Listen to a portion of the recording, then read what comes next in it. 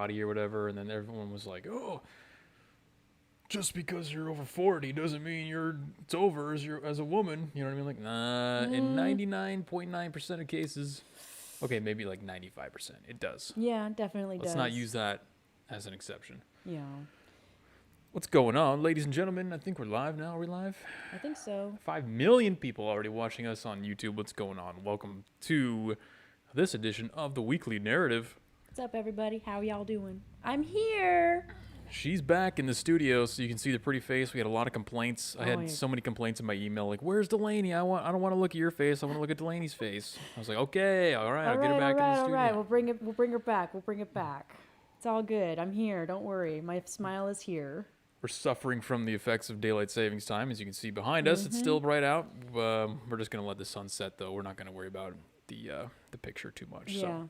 In about like 10, 20 minutes, guys, you'll be able to see us. So don't mind the shadows. We've got a pretty awesome show lined up for you today, even though I think the news has been pretty slow lately. But let me jump through the topics here for what we've got for you. Starting off with the title of the stream, it says Elon Musk defends futurism from the mutants and the suicide cult of the left. Okay. So that's I didn't know what to do for the title of this one because there's so many different things we're going to be talking about. Right, but I figured, I'm trying to go for that Elon Musk clickbait. Oh, yeah. Everybody loves Elon. Or if they don't love him, they hate him. But they'll still watch him. That's the point. It's got to be controversial. So throw Elon Musk in the title. Maybe we get some more people coming in. See how that works. We're going to be talking about how Elon Musk wants to go to Mars and go to the moon. Okay. But the socialists and the communists think that it's a terrible idea to spend any money on scientific advancement while there's people suffering on Earth. Okay. Well, okay. Yep, that's exactly the response that you probably should have. We're going to be talking about an update from Texas. So you guys know that Governor Abbott opened up 2 weeks ago. We're going to get an update for you. What has been happening in Texas? Okay. Have they all died yet? We'll find out. We're going to be talking about Florida. You may have heard a story from Florida about the curfews in Miami. But I've talked to a few people about this, and they all have the wrong idea of what's actually happening. They think it's a COVID lockdown. It's not a COVID lockdown. It actually doesn't really have anything to do with COVID at all. But once we talk about why it's happening, you'll understand why you didn't hear the real reason. Oh, okay. Yeah, it's a situation like that. I was going to say, it's probably has nothing to do with COVID. It's probably just about like something else. We got a jury update from the Chauvin trial for you. The jury has been selected, folks. Ooh. 15 jurors, and what we're going to do is we're going to play a little game. We're going to make some predictions. Okay. Because in a couple episodes ago, I said that this trial is basically going to be decided with the jury selection. Mm-hmm. Because you select the jury, they're pretty much going to make up their mind they've already made up their mind one way or the other, or they're very suggestive to one side or the other. So we're going to go through a few statements from each of the jurors. We're going to tally up the numbers, and we're going to lay out I'm going to lay out my prediction for how the trial is going to come out based on just the jury alone. Okay. So we can revisit that in the future. I'll lay out my prediction too, just based off of the information I get fed. But I've already kind of made up my mind about the whole Derek Chauvin trial. So yes. What's up, JC? We got Dari, Stalking Horse, Holly in the chat. Yes, you guys missed the part where we talked about the light. We're just gonna let the sun set. I'm not gonna worry about trying to close the blinds. Yeah. We're suffering from daylight savings time. It's not by choice. Yeah, sun doesn't really go down here in California till about like 7:38 now. So we have to suffer. Speaking of predictions, I made a prediction in August of last year regarding a shooting that happened in Berkeley. This is a story that none of you have heard about. If you follow me on Twitter, you know what I'm talking about. This is a juicy prediction that I made. Not Juicy Smollier, right? No. Okay, good. No.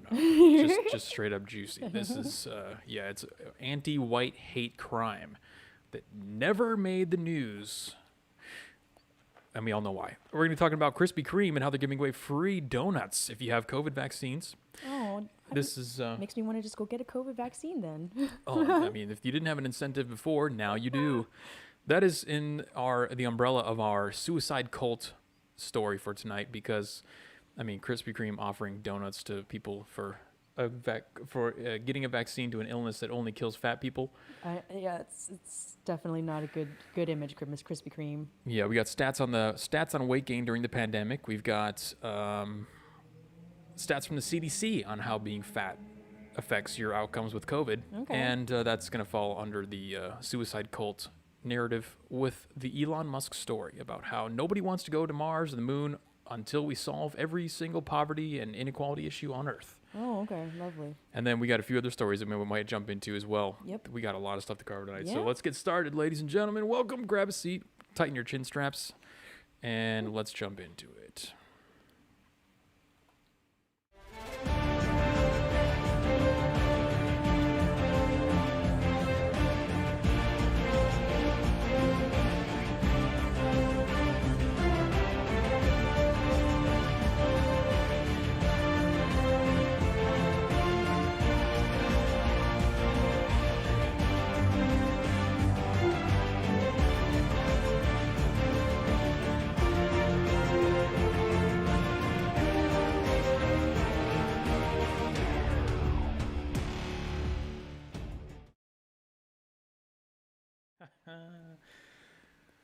Misfits, what's going on? You're here for a few minutes. Well, you're going to hear a nice little story about why we had to reschedule the stream from Saturday last weekend. So for those of you who know, we did Friday instead of Saturday without notice because I have a funny little story to tell you. The gyms opened up and everything opened up in California here on Wednesday. Mm-hmm. I told you there's a chick at the gym that I wanted to ask out? Yes. And that my regret with going into lockdown was that I never asked her out. Mm-hmm. So the gym opened up. First day, I went there. She was there. Okay. Asked her out. Hell yeah. Got the number. Mm-hmm. And we went on Saturday. Okay. So it was a perfect date. Nice. Not because it was a good date. It was an okay date. It's perfect because it lines up with exactly everything that I've been saying about women for the last like 6-7 streams in a row. This chick was basically had, well, not next to no personality, but she was next to no personality, entirely 100% career oriented, like a doctor. Okay. She's a pharmacist in like an ICU. Oh, she just deals with she literally deals with COVID patients all day. Oh, goodness. She never wants to take off the mask. Oh, God. She wants to be like a career doctor, and her only hobby that I could gather, her only interest outside of doing pharmaceutical, was drinking. Yeah, sounds about right when it comes to all the things that we've been saying about women. Exactly what we said for multiple streams in a row already about how women are just, they're eating up the feminist lie about being career oriented and just drinking yourself into the ground, and then you realize you're alone with cats at 40. Yeah, and then you have liver damage too on top of that. That's right. So that was fun. I just want to let you guys know why we had to switch the stream up. And now you have a funny story. At least she didn't call you a Nazi. No, it actually, it went a lot better than the time that I got called a Nazi on the first date. So I have no complaints. I mean, it was still fun. It just wasn't really like, there wasn't that back and forth because she doesn't have like that much. No, it's almost like she never dated anyone before. It's like she's just been a career, in her whole life. She probably has, honestly. She's probably gone to school. She's like gone to school her whole life and then got a job right out of school. That's probably what it was. So she probably never had enough time to like really date. Probably just, one night stands here and there. So that's what I'm thinking. That's my theory. But anyway. She's got a little slutty girl right there, Jeremy. Oh, man. You guys know that Governor Abbott in Texas opened up. Actually, tomorrow it'll be exactly 2 weeks.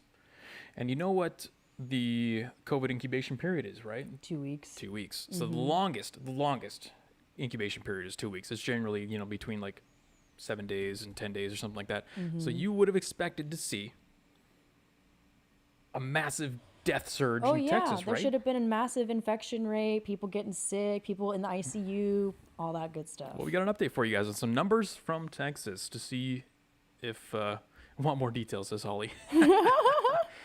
Maybe towards the end of the stream I can revisit it. Right? Because at least somebody out of the two of us is going on dates. I haven't been on a date since November. I mean, the first day that stuff opened back up, I was out. You know what I'm saying? I don't wait. I don't wait around. Okay, that's how I do it. Texas is number 34, ladies and gentlemen, in your total ranking for case counts per 100,000 people in the last 7 days. Number 1 is New Jersey. Number 2, New York. Number 4, Michigan. The only reason I skipped number 3 is because I felt Michigan was a little more significant. 12 is Florida. So 12 is up there, which would be more along the lines of expectations because Florida's been open this entire time. But Texas still remains number 34. I mean, good for them. And if I pull up this nifty little chart that I generated from the CDC, that you can also do yourself if you really want to, maybe this would be a little bit tougher to see on the stream. Let me pop it over into a new tab here. Techno wizardry. Hell yeah. The light brown line down here, you can see my arrow. That's Texas. Okay. And it's been a constant downtrend for like, I don't know how many days this is, probably about 50 days, 40 days somewhere. No spikes up. Not even one upward movement. There's a little horizontal movement right there. So it stayed stagnant for a minute. But it goes against everything that the left was trying to say about Texas and about opening up and about how dangerous this would be and about how Newsom was saying that this was going to be a massive mistake. Right? He was saying that, that it's going to kill grandma and all that stuff. Meanwhile, my position was that this is going to force these people, like Newsom and all the leftist states that are... that are locking up and forcing mandates to realize and face the music, finally, face the facts, because this chart, I mean, you can't lie. This is CDC stats. Yeah. Case counts. If you look at that and there is lines going up. Texas is not one of them. Yeah. Green line is Michigan. That's going up. There is a spike in Michigan right now. Blue line is going up. That's New York City. There is a spike in New York City right now. But Texas remains on a downward trend. I wonder why that is. I can't imagine. I mean, I know they're not doing like mask mandates for everybody, but I wonder why they have like just been going down instead of like just kind of staying stagnant. Like I kind of predicted them to stay stagnant or their infection rate to just kind of be, a straight line. The best hypothesis that I have actually that probably one of the major influencers in that number is that actually one of the callers, mentioned it on the stereo stream 2 weeks ago on the Saturday stereo stream, that people who are locked inside are more likely to spread it. That's true. When you're outside, you're out moving around, you're in the open air, you're a lot less likely to spread it. When you're inside at home and jammed in those high density cities like New York City, of course New York City is going to be high. Yeah. Because but Michigan, I don't know why. Michigan would be having spike. Could be one of the new variants. That's true. Maybe a new variant is making its rounds. Yeah, and I was going to say Michigan, like, they do have like the big inner cities and stuff like that, but there's a lot of like rural areas too. So, but also too, like, well, that caller on stereo, she said there's like multi-generational families living in tiny bedrooms and stuff like that. So that definitely would have a factor in New York City's cases going up. Brought to you by Coca-Cola. Holly wants to know, does this include the released migration positives? Yeah, great. Oh, you know what? Wow, that's wild. Think about this. Texas numbers. Okay, conspiracy theory time. Right. Conspiracy theory alert. Put your tin hat on, folks. You did this, Holly. Okay, so if I get banned, this is your fault. Conspiracy theory alert. They knew Texas numbers were going down, so they started to like ship in migrants that had COVID to pump the numbers back up so they could point at Texas and be like, look, opening up doesn't work. It's like, well, yeah, when you open up the border, it doesn't work. She brings up a good question because I think the last numbers that I heard, there was like 17,000 migrants in cages and 10% of them had COVID. Mm-hmm. And they hold them for 3 days and then release them. Oh, man. And did you see the pictures of how they're holding them? Oh, yeah. They're like in 50 people or more in a room. Yeah. That's just like plasticed out. It's plasticed out, and they have those what are those blankets called? I know what you're talking about. The emergency blankets. The emergency blankets that look like freaking aluminum, but they're actually blankets. And it's those, I meant like the article that I posted in our Google Doc that it talked about that, how those rooms are designed to hold only like a couple hundred people, and there's like double the capacity in each one. Oh, yeah. So they're just like stacked on top of each other. So that's going to help spread COVID inside those detention facilities. Oh, yeah. Send them in, fill it up. Yeah, send it in, fill it up. And also don't vaccinate your Border Patrol agents either, which is what Governor Abbott was complaining about. They don't offer vaccination to the Border Patrol agents. What? Who have to deal with those people. Oh my goodness. Yeah, so maybe that's changed since then, but he had a press conference and he was pissed because they weren't offering vaccinations to the Border Patrol agents. So there you go. There's your Texas update, ladies and gentlemen. Texas has not burned down to the ground completely yet. Not yet. Shockingly. Who would have guessed? Giant Chipotle burrito wrappers. They do look like giant Chipotle burrito wrappers. And I do want to echo a sentiment by Osis in chat here. Osis says, Biden has nothing to do with it. He just does what he's told. This isn't like a, oh my God, look at Biden. Yeah, Biden, Biden doesn't even know where he is half the time, so he doesn't even know what's going on. We've said multiple times on this stream that Biden doesn't even actually exist. It's just a figment of your imagination as the people behind the scenes are doing whatever it is that they do. Yeah. Case in point, they fired a bunch of staffers from the White House last week who used marijuana in the past. Oh, yeah, I heard about that. Ask yourself, does that sound like a decision that Joe Biden and Kamala Harris made? No. They weren't involved in that decision at all. Nah. That's blatant that they're not even involved in the decision-making process of that kind of stuff. Nah. So there's your illustration of the point. Any gains will quickly turn into losses. Yeah, well, we'll see about that. Yeah.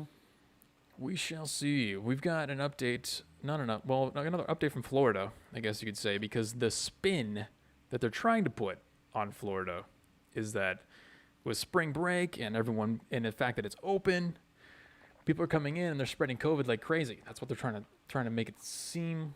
Because people, I've heard this a lot on the news, and I didn't realize this either until I looked into it. Because I heard people on the news say Miami's gonna enter a curfew. They're extending their curfew. There's police presence on the streets. It got me thinking, like, there's just like a lot of people that are spreading COVID, like a super spreader event. No, just probably a lot of fights and shit going on. Well, see, if you thought that, you were smarter than me, because I wasn't aware that Florida is actually just one gigantic melee Is it like battle. Is it like Hunger Games where it's everybody against everybody? It seems like it. So we've got We've got a thread here from at Mr. Commodity on Twitter, who was nice enough to compile a list of videos from stuff that's been happening in Miami, and we're going to tell you the truth. This is not a COVID super spreader situation, ladies and gentlemen. The curfews, the lockdowns in Miami are not because of COVID. From the tweet thread, the national media will tell you that Miami Beach issued a state of emergency and shut down because of the COVID, and some will lie and say it's because of COVID. Oh, because of the crowds, and some will lie and say it's because of the COVID. Sorry. That's only half the story. Here are some videos of what's really going on. So as you can see, because it's been auto-playing here, we've got for those of you who are listening, it's a shaky iPhone video of... Looks like an Instagram live or a live video from somebody's social media. Now you can hear it, so enjoy it. Keisha, don't hit her! We've got what appears to be roughly 20 to 30 people engaged in an all-out free-for-all battle. Oh, men and women are fighting. Punching There's clothes getting torn.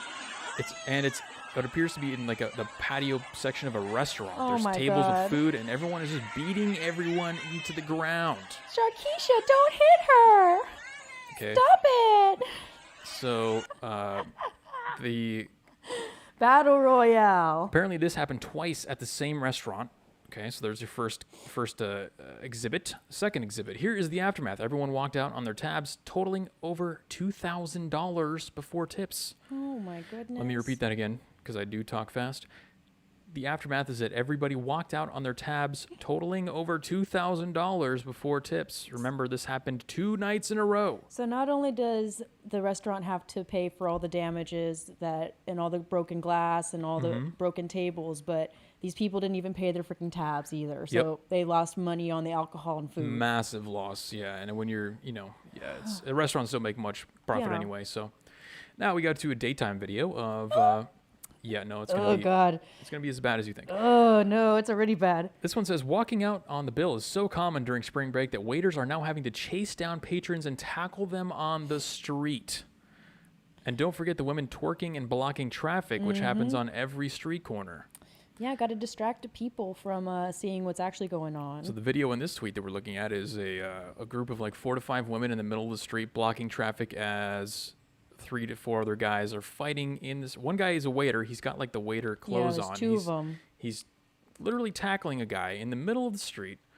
2 of them are now apprehending him and taking him back and presumably to force him to pay. Meanwhile, there's like 20 chicks in the back just dancing in the middle of the street. Just dance in the middle of the street, girls. Distract them. Yep, that's your job. And for those who aren't watching the video, I do have to make maybe a minor relevant comment here. Who, if you haven't seen the visual, every person in every video we've seen so far has not been white. Let me just say that. Yeah, they're not white. They're all colored folk. So Here we go again. Nope. There was a curfew for a reason, ladies and gentlemen. This is the fourth video here. The fights are constant every day and night. At least 2 or 3 involve shootings.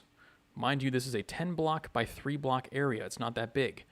We're watching another video of what appears to be 30 to 40 people just brawling in the streets. Yep. Amid traffic. Girls fighting each other. Girls fighting girls. Ripping out hair.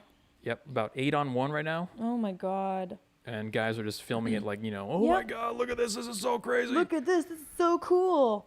I'm so cool. I'm going to post it on my social media. If you think it's only happening in the streets and the bars, no, you'd be wrong.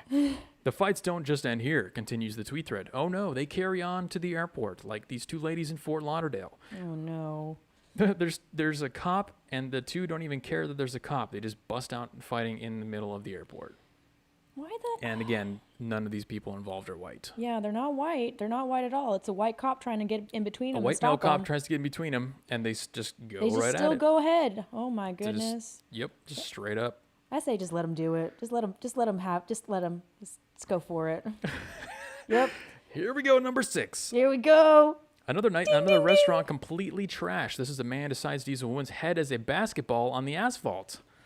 This is why Miami Beach issued a state of emergency. It had 0 to do with COVID and 100% to do with this type of nightly behavior. I didn't know WrestleMania was in Miami this year. Yep.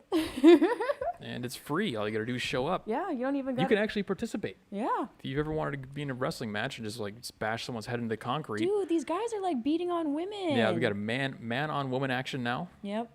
This is not cool. And again, nobody in these clips are white. I have not seen one white person take a swing. I haven't seen a white person even get hit by a black person. It's all black people hitting each other, blacks and Mexicans. So not even now, Mexicans, it's just all blacks, dude. So yeah, there you go. Dari says, I see it every day. Anthony says, what's happening? Is it a BLM riot or a party? Truly hard to tell other than the clothing. Well, I mean, No, it's probably a little bit of both, honestly. Imagine a BLM riot with a bunch of alcohol involved. Right. And then this is basically what you get. Yeah. And they're going to blame this on white supremacy. How much you want to bet? Athenian says, when they go for the weave, they mean business. Those things are pricey. Depends, Athenian. Some of them are pretty freaking cheap. Depends on if you get synthetic hair or real hair. This chair comes out of nowhere. So, I mean, just look at this. This is absolute absurdity. And it brings up a question that, let me continue on with this post here because this is the direction that it goes. Of course, this is the direction that it goes. You guys know all exactly where this is going to go. Here's what the reaction has been.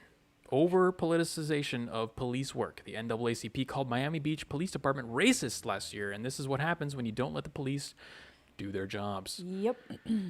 Viral videos of spring break arrests show, quote, racist policing in South Beach. So this is the whole gig, right? Blacks commit more crime. Mm-hmm. And that's the reason why police officers have to police those communities more, which is the reason why they get arrested more. Yep. When you remove the police, what happens to that crime now count? You get Black WrestleMania. That's exactly it. That's what you get. Z Rune in chat says it's all because of white oppression. Yep. It's true. Exactly. It's all because of white supremacy and because white folks. Look in the background. You can see the white guy pulling the strings. Yep. You could see the white folk just saying, fight, fight, fight, fight. None of these black people have any agency. They don't have any control over their own actions. They're only acting out of the fact that they were oppressed by white supremacy for hundreds of years. Yep. Look at that oppression coming out in that guy's fist on the woman's head. I mean, he is wearing a Metallica shirt, so maybe it's because of that white oppression. He's been brainwashed by the whites. He's wearing a Metallica shirt. He's been brainwashed. So that is kind of weird, though. Black guy wearing a Metallica shirt. I mean, black people love Metallica too, but yeah, but not the kind that punch women in the head at Miami. Right? Come on now.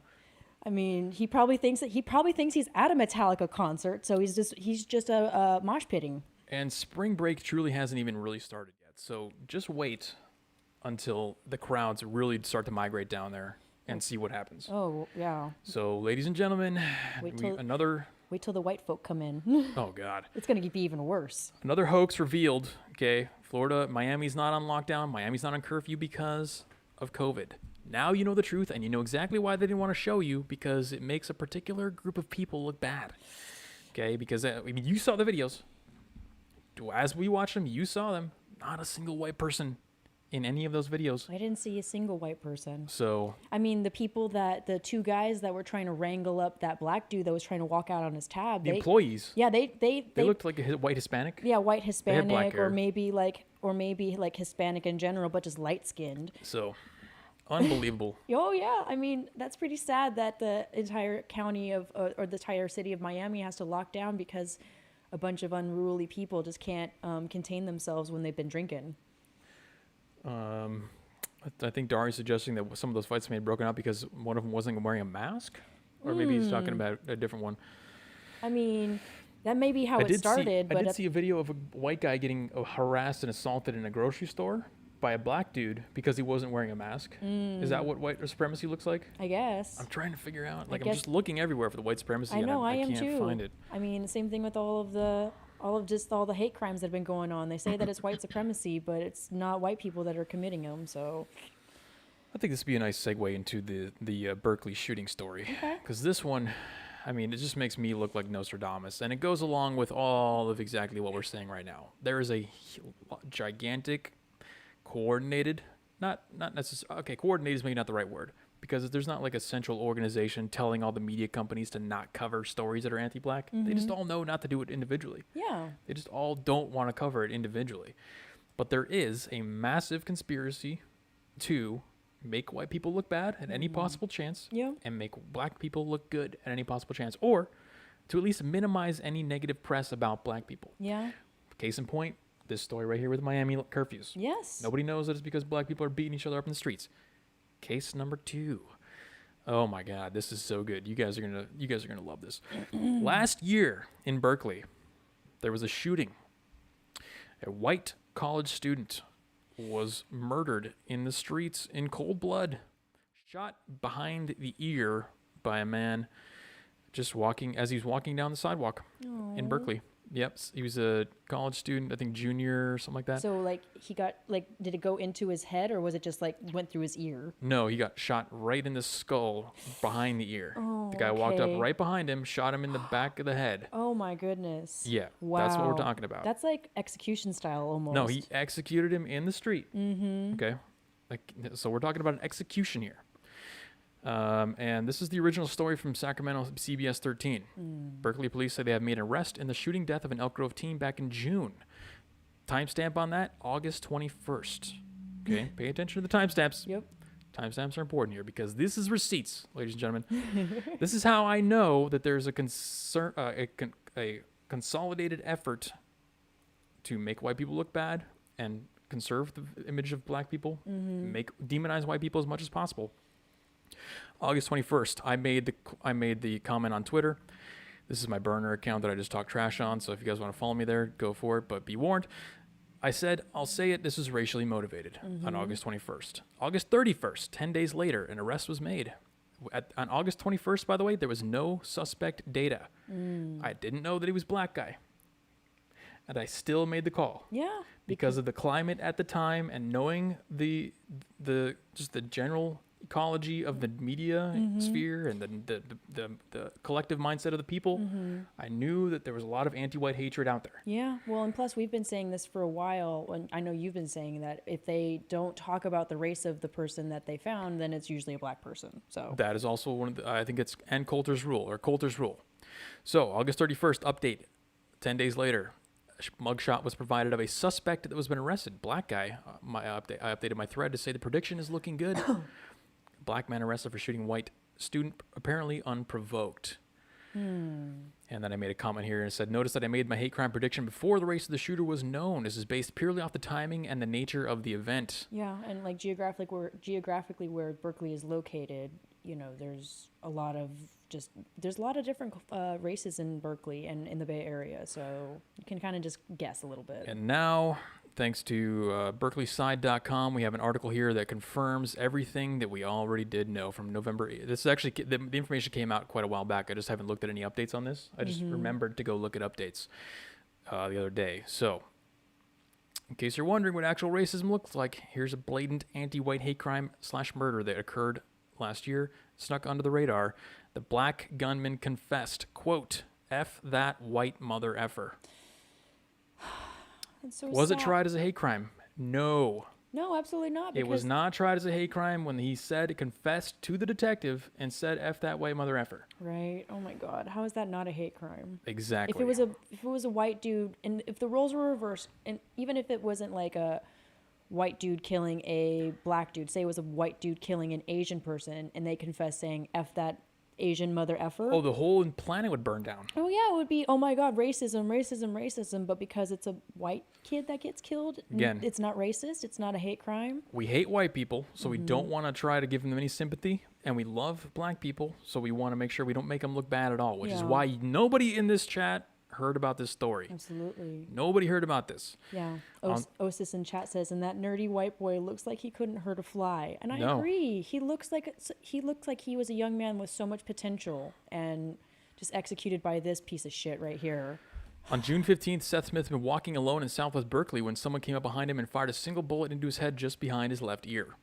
Not 1 minute on national news. Gunman Tony Walker was also quoted as saying, quote, "A white kid gets killed and the whole damn world stops." Well, the whole damn world didn't stop for this kid. So you literally proved that you were wrong. So there you go, ladies and gentlemen. Correctly predicted before any information about the suspect was known, simply because I'm hyper aware of the anti-white nature of our entire culture right now. Mm-hmm. You're telling me that this nerdy-looking white guy who just looks super friendly, like you could just walk up and be like, "Hey, what's up, dude?" Yeah, and he's young He too. got killed. He got shot in the back of the head for absolutely no reason. No, nope, not buying it at all. It was pretty much a dead giveaway to me. And now you guys know This execution. that not only is this a real thing, so if anybody wants to talk about how, and there's been a lot of conversation on Twitter recently about the white people, especially with the Boulder, Colorado shooting, because what happened with the Boulder, Colorado shooting? Exhibit number 3. Be paying attention, ladies and gentlemen. Yeah. We already talked about exhibit number 1. This is exhibit number 2. Exhibit number 3 in the anti-white hatred of America. Boulder, Colorado shooter. First narrative. Picture was released. The guy looks white. Everyone blows up. Oh my God, look at this white guy, another white mass shooter. Right? And then it comes out the next day. His name's like, Al-Habib, Shabib, or Muhammad or something. Yeah. Oh, whoops. He's Syrian. He looks white, but he's not white. He's actually like Middle Eastern. And Yeah. like He's anti-Trump and all this shit. Okay. Pivot to guns, Nazi-guns. It's all about the guns. Wait, no, it's not. No. And then exhibit number 4, Atlanta shooter. Right. Look at these white men. It's a plague. Pandemic. I think somebody actually posted on Twitter, blue check mark. It got retweeted probably tens of thousands of times. White supremacy is a pandemic. Or no, whiteness. Oh, yeah. Whiteness is a pandemic. That's what they said. No, the mind virus that you guys are suffering from is the real pandemic, not whiteness. So there you go. Nobody heard about that hate. Can you name an anti-black hate crime that's more blatant hate crime than that? Can you name one white shooter who ever walked up to a black person and said, "F this black mother effer," and then shot him in the head? Or something as blatantly racist as that? Remember, this did not get tried as a hate crime. The Unbelievable. leftists would say Dylan Roof, the white kid that shot up that black church in South Carolina, but he didn't go in there saying like F all the N words. He just went into a church and saw a bunch of black people and just decided to kill them. Yeah, Osis agrees. Dylan Roof would be one, but I don't think he even said anything like F all of you, N words. He was just a crazy, white kid that. He did? Oh, Osis says he did do that. Okay, so there you go. Well, there you go. We have one. How long was that? 3 years? That was... I gotta Google it real I think quick. it was like 2015 or 2014. Let's see here.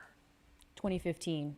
Okay, so 7 years ago, we have one. Mm-hmm. Okay, I'll take that. Dari says the Boulder shooter's name was Ahmad Aliwir Alassa. That's the whitest name I've ever heard in my life. Super white. Sounds Irish. Sounds like he's got some Irish roots. Northern Ireland for sure. Commander Osa says Dylan Roof was more nefarious than that. He sat and prayed with them. Yeah, super nefarious, praying with them. So you guys are getting the point. It's undeniable at this point that everybody hates white people. If you have white skin, you are the most hated group of people in the United States right now. The media will cover for anyone trying to attack you, and any opportunity they have to make you look worse, they will take. So that's the situation that we live in, folks. Hostile environment. Yeah, it's not okay to be white. You know, I would say it's okay to be white, but in society's eyes nowadays, it's not okay. And You're lucky you got that brown privilege. I You're know, but mostly if- white, but you got that little, just that one like tiny chromosome I that got that- affects the skin color. Yeah, I got that tiny little bit of Filipino and Native American. Lucky. But if you saw my mom is like as pale as you. So No, I'm kidding. You're not lucky. I'm lucky because I'm 100% white. I know you are. Eat lucky. it. Yeah. Suck Eat it. So there you guys go. Suck it, haters. Sad story, but we had to cover it, and I just had to show you how much of a Nostradamus I actually am. And it's not like I'm running around making claims on every shooting that happens, being like, that's racist, that's racist. No, this was a very calculated, specific instance. Go look at my tweets. You can see I'm not doing this every day. I called it out with supreme accuracy, supreme precision. Yeah, you've been pretty right on the money about a lot of things, Jeremy. Not gonna lie, it's kind of scary. Well, it's really, once you know the environment and you understand all the variables and you understand the narratives, and it's I mean, I am the weekly narrative, so I pay attention. You got to pay attention. I mean, it's important. Is it okay to be? It's okay to be white as a hate symbol. Remember? Yeah, that's true. That is true. Yeah. Simply saying it's okay to be white is a hate message. It's going to get worse for white people unless we do something. King Xenomorph. Well, we can talk about my strategies for defeating this or withstanding it, but I think that's for another stream.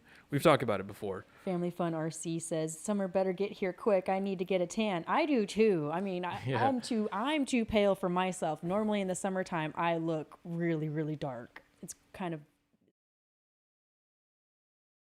Never mind that. The stream's not ending. I just clicked the wrong button.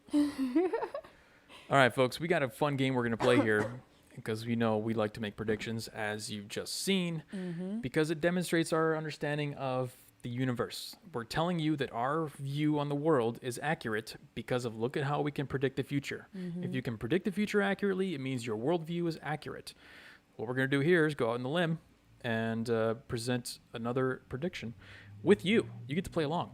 And actually, we need a pen and paper. Can you grab a pen and paper pad off the top of my refrigerator up there? Because we're going to get a tally here. We're going to go through the jury of the Derek Chauvin trial, because the jury has been selected, ladies and gentlemen. 15 jurors have been selected for the Chauvin trial, and we've already said on this stream, yep, just anything I can write tallies on.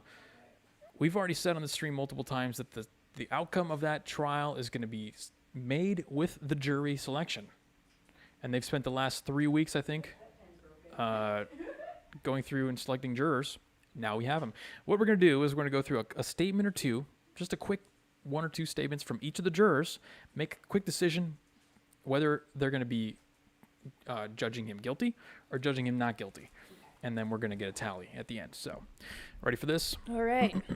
I don't know if you guys have been paying attention to this, because they have been tracking this on Twitter. Jack Pasabek has been talking about it. I think it's all been live streamed, so you could have watched this live. But let's go into it right now. This is your Chauvin jury prediction segment. Juror number 2 is a white man in his 20s with a combined degree in environmental studies and chemistry. Okay, so he's STEM oriented, probably a little more logical. He and his fiancee visited George Floyd Square because Floyd's arrest was, quote, such a transformative event for that area. Okay, that's maybe a little negative, a little lefty. But he considers himself to be a logical thinker and is the only juror on the panel who has never seen the bystander video of Floyd's arrest. Okay. And he says he views Blue Lives Matter unfavorably and that he supports Black Lives Matter movement, but he has questions about BLM organization. I would probably vote this guy as not guilty. So we're going to do like not guilty. Yes, because he mentions, he says he's a logical thinker. He didn't see the full video, which definitely means that, I mean, once you see the full video, it's pretty cut and dry. When you see that body cam footage, and you see the full video, it's game over. I mean, that's So, and then he has a degree. He has double degrees, which means and also too, he says that he agrees with the idea of Black Lives Matter, but he doesn't necessarily Exactly, yes. necessarily agree with the organization. Yes, So good point. he might be a little bit more, not like easier to sway, but because he's a logical thinker, he might be able to. This is the best part. This kind of seals the deal for me on him anyway. He says, quote, "I think all lives matter equally." Yeah, not guilty. Yeah, But not scratch guilty. him as not guilty. So we Okay. got one not guilty. Juror number 9 is a multiracial woman in her 20s who has type 1 diabetes, so she's fat. God, yeah. Oh, no, type 1 I think you're born with, right? Yeah, type 1 you're born so with maybe it. she's not fat. Sorry about that. Juror number 9. Sorry, I apologize. Yeah. She grew up in northern Minnesota and has an uncle who is a police officer in that area. Okay. Police officer, Yeah. sympathetic to police officers. That's a good thing. She described herself as a go-with-the-flow, open-minded type of person and said she was super excited to get her jury notice. She's excited to be on the trial. Yeah. I would put this one as there's we got more. There's one more thing highlighted here. She said the video makes you sad. Nobody wants to see somebody die, whether it was his fault or not. She said there could be other possible explanations for Chauvin's actions, suggesting that Floyd might have been resisting or civilian lives might have been in danger. Not guilty. I would say not guilty. Not as guilty. Well. Yeah, not Nope. guilty for. Put that juror in the number not guilty 9. trial for sure. Category. Juror number 19, white man in his 30s. Says he's an auditor who tries to resolve conflict and make decisions based on facts, not emotions. Okay, that's good. Okay. Yeah. He has a friend who's a canine officer with the Minneapolis Police Department. Sympathy, proximity to the situation. Okay, he has an unfavorable opinion of Blue Lives Matter, which I think a lot of them are probably just saying that, Yeah. to be honest. How do you have a friend who's a police officer but then say you're not for Blue Lives Matter? Yeah, I don't get I that. think maybe he's trying to sneak in and Yeah. just say if He's- you didn't he's want to being- get he's if being you a didn't want to get cuttlefish. thrown out. Yeah, exactly. If you didn't want to get thrown out, that's what you would say. He's being a cuttlefish. He's just trying to survive. Okay, so he also said he wrote in his questionnaire that he heard Floyd was on hard drugs, but he said he doesn't believe it should have much impact on the case. It's kind of a neutral statement, I guess. Yeah, I guess. He says he has not made a personal opinion of Chauvin's innocence or guilt yet because he said, I have not examined it from the viewpoint of the law. I would put this as a not guilty. Yeah, I would put it as like a possible not guilty, but I think it's definitely more than not guilty because you got the proximity to the police officer friend, the sympathy for that. And he says that he hasn't examined it from the viewpoint of the law. yeah. And if you accurately examine it from the viewpoint of the law, no second-degree murder or third-degree murder is even possible in this situation because you Yeah. have to prove intent. So if this guy's true, he says he wants to view it from the law, not guilty. Yeah. Juror number 27 is a black man in his 30s who immigrated to America more than 14 years ago. Okay. So immediately, I like this guy because he's an immigrant black person, not an Yeah. African American. Two completely different types of people. Yeah. Okay. He manages 8 people at his job in IT security I was gonna say you're gonna like this guy. and speaks multiple languages, including French. Okay. So this guy is smart. I was gonna say you're okay. probably from West Africa if he He's speaks French. Yeah, he's intelligent. He said he had a somewhat negative view of Chauvin based on the clips of bystander video on TV, but he talked about his wife, and he says he hopes to learn more about the events that led up to Floyd's arrest, which means he probably hasn't seen the full video. Yeah. He hasn't seen the body cam footage and the initial interaction between Chauvin and George Floyd. He says he strongly agrees that the police and the community make him feel safe, so he's not anti-police, Yeah, he's not anti-cop. which is, that's kind of a red flag that you're looking for. I would say not guilty for that one. I would also say that. Okay. So we've got 4 so far for not guilty. By the way, I want to mention there's out of the 15 jurors, 4 of them were black, which represents double the representation that blacks have in society in large. So blacks are overrepresented in this trial and in the jury, A little bit, yeah. and whites are underrepresented. They only represent 10, I think, which is 60%. Maybe it's not 10. It's at the top of the article. Let me check here real quick. 6 men, 9 women, which is not good because more women that's it. yeah. Yeah. Sorry, ladies, but you know what I'm talking well, about. we don't need. Yeah, I agree with you. Women tend to be a little bit more on the irrational side when it comes to these kinds of things. And 9 of them are white. Yeah, so underrepresentation of white people, overrepresentation of blacks. Interesting fact that I just want to throw out there because you know what they say on the left. It's all about representation, right? And the legal system. Oh, the jury's not. Black person's trial should have black people jury. Shouldn't it just represent society's stats? Shouldn't it 70% represent white, 13% black? Shouldn't it just represent your community in general, wherever you are? So if you're That's a good point too. Yeah, maybe there's more blacks in Minneapolis, so they would be more represented on the jury. Yeah, That's a good and point. I mean, there's lots of white people in Minneapolis too. So, and you know what? And this is something that I talked about before the stream even started. It's hard to get people to even show up for jury duty. Yeah. So they're just kind of like, okay, these are the people that showed up and actually want to be here. So Well, when I read that one lady, she says she was excited to be on the jury. I was like, what? it's like, who's excited to be on jury duty? Well, no, I would be excited to be on a case this big, but when you're in a case this big that could result in your house getting burned down because you make the wrong judgment, then it's a little like, or your entire neighborhood becoming an autonomous zone. you wake up one day and you can't even drive your car. You can't because even there's get out of people your own blocking the neighborhood road. because they blocked the neighborhood, and then you just try to ask them a question, they tell you to F off. Oh man, I mean, it could happen. That's happened in Minneapolis. They've set up autonomous zones in Minneapolis. Juror number 44 is a white woman in her 50s. She said that she was exposed to a lot of news about the case, adding that the media is biased and doesn't have all the facts. Ooh, she's based. Based. Super based. She said she strongly agrees that the criminal justice system is biased against racial and ethnic minorities. Oh, not good. Not based. But she also says not all police are bad. Based. Based again. Half based. Half based. But then she said, I don't want them terrorized or disrespected, but bad police need to go. I agree. So that's, it's pretty middle of the road. She's pretty middle But of the road. I think the key pivotal on that one for me is the fact that she said the media is biased and doesn't have all the facts. And she says not all police are bad. So she doesn't have an inherent hate against police. And she knows that the media is lying to you. So she's probably more inclined to question her own judgment on the situation of the case as it is right now. You know what I mean? Yeah. I would say She also says that nobody wants to take someone's life in reference to Chauvin killing somebody, and that people are inherently good. That's a thumbs up from me. so. I would say not guilty. I would say that's also not guilty. I would say she's not So if you guilty. guys aren't understanding the trend yet, the jury's looking really good. Mm-hmm. Okay, we're not getting any people on here who are like, I hate cops and I think Black Lives Matter is Mm-hmm. awesome. They did actually a really good job of finding a fairly decent, balanced jury on this, which was the worry that I had for the longest time. Mm-hmm. Juror number 52 is a black man in his 30s. Says his opinion on the situation was, quote, why didn't the other officers stop Chauvin? He says he's seen a clip of it 2 or 3 times and hasn't posted about it on social media. He also says that Blue Lives Matter only exists to combat Black Lives Matter. And he says that this is the most important case of his lifetime. Okay. He says he somewhat agrees with officers making him feel safe. Somewhat agrees. Somewhat disagrees with defunding the MPD. So I would say he's going to go more for guilty than not guilty. that seems like more of a guilty to me. Yeah. So That seems like a guy who's trying to sneak in who really does want to say guilty, but he doesn't want to give himself away in the jury selection. So we got one guilty now. one guilty. Oh, here we go. Yeah, wait, did I already say this part? He said he already has a very favorable view of Black Lives Matter, saying, quote, Black lives just want to be treated as equals and not killed or treated in an aggressive manner simply because they're black.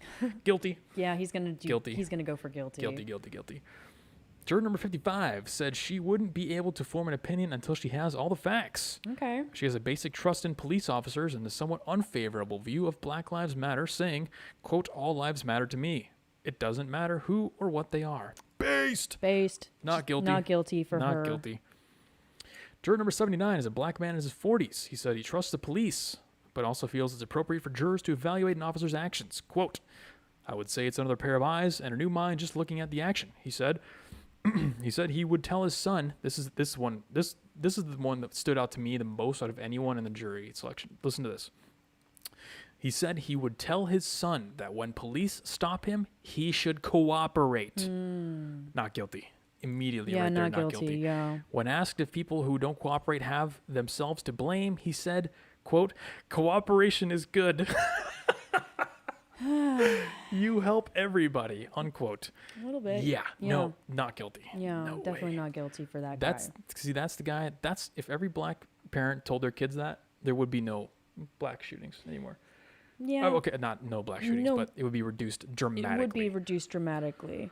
And then also, too, just educating your children about their own personal rights when it comes to interacting with police officers. You know, you don't have to tell them everything. You can. Just the fact that he even spoke to his son, that's like, that's better than 80% of blacks right there.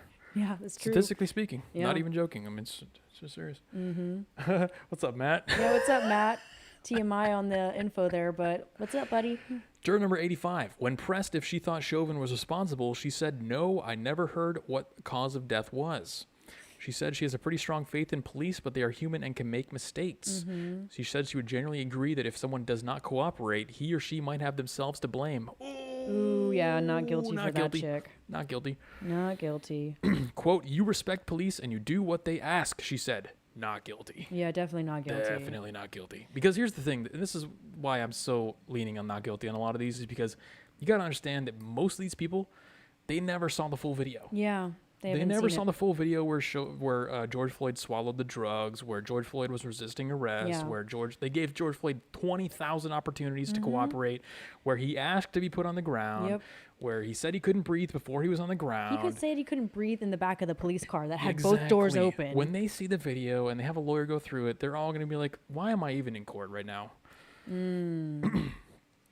Juror number 89 said she somewhat disagrees that it's not right to second-guess decisions officers make.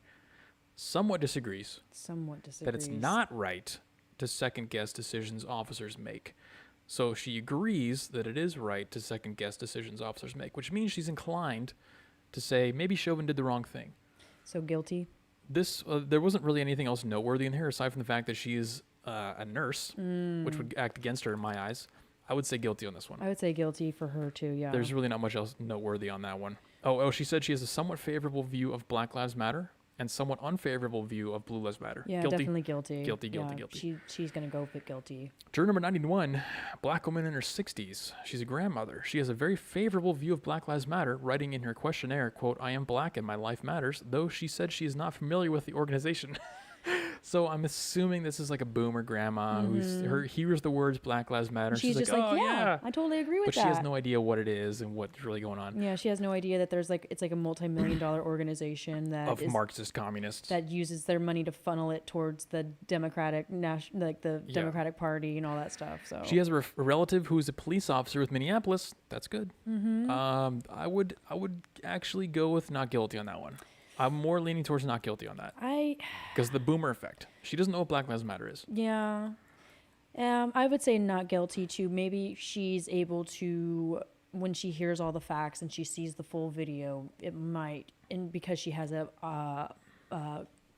relative sympathy and the who's an proximity of officer. having a police officer in when Minneapolis. she sees that full video of the encounter, she'll see that they gave George Floyd ample opportunities to calm the fuck down. And Well, the reason why, yeah, that's true. And the reason why I'm so leaning towards not guilty on these ones that have family members or friends in the Minneapolis, in the police department, is because when they watch that video, they're going to be thinking of like, what would my friend do? Or like, Right. what I gotta allow myself to think about what my friend might be in that position. And I know that, they want to follow protocol. They want to do the job right. They want to help people. They wouldn't, they're more sympathetic to the police officers. And That's then- why. And also, too, I think because they're trying to go for like second and third degree murder, and they're gonna the lawyers are gonna have to give a good reason why Derek Chauvin should be charged with second and third degree murder, and actually explain what second and third degree murder is to some of these people. They're gonna go, yeah, this is not like Right. intentional murdering somebody. Like I've said it from the beginning of this whole thing. If they were smart, they should just go for manslaughter or go for a charge that actually like is relative to what we know happened. So yeah, when I say not guilty and guilty for the tally, that's on the murder charges. Yeah, that's on the murder. Manslaughter, he's probably gonna get manslaughter. I think he's gonna get But manslaughter. we're talking about the murder charges, Yeah, which is what they want. Yeah, the left. they're really trying wants. to just hang him out to dry as a murderer, like a cold-blooded murderer. And it's like, no, he didn't murder him in cold blood, folks. Like he really didn't. See how many we got left. So we got 11. 9 on the not guilty, and we've got 2 on the guilty. So we got 4 more. Juror number 92 has experience with someone who struggled with alcohol and might view someone who uses drugs cautiously out of fear that they could act violently or aggressively when under the influence.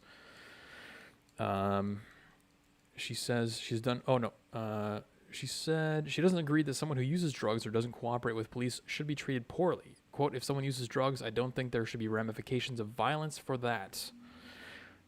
She reacted to the when being summoned by saying she was very shocked. I didn't expect to be part of something this magnitude. I would say, based on the information that we have, which is very limited for her, guilty. I would say she's more on the guilty side, just because guilty. she's like, I know people who suffer from drug and alcohol addiction, and they don't deserve to be treated poorly. Well, a big part of this case hinges on the fact that he was on drugs, multiple drugs, a lot of drugs, and that he died from the drugs. But she is against the idea of suffering consequences because of drugs. So just based off of that, I'm going with guilty. Well, I mean, even if like he didn't die from this police encounter, he was gonna go home and do those drugs and probably die from those drugs anyways. So I'm just. Well, he was about to drive under the influence of those anyway, so he may have killed somebody else on the street or multiple people, which is what a lot of people don't think about that. He was gonna drive. Juror number 96. She has done volunteer work with the homeless and wants to work on affordable housing issues. Oh, God. She said she only has seen clips of the video of Floyd's arrest, and she said she needs to learn more about what happened beforehand.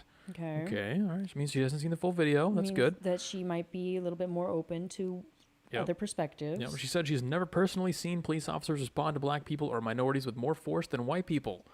She said a person should have nothing to fear from police if they cooperate and comply with commands. Oh...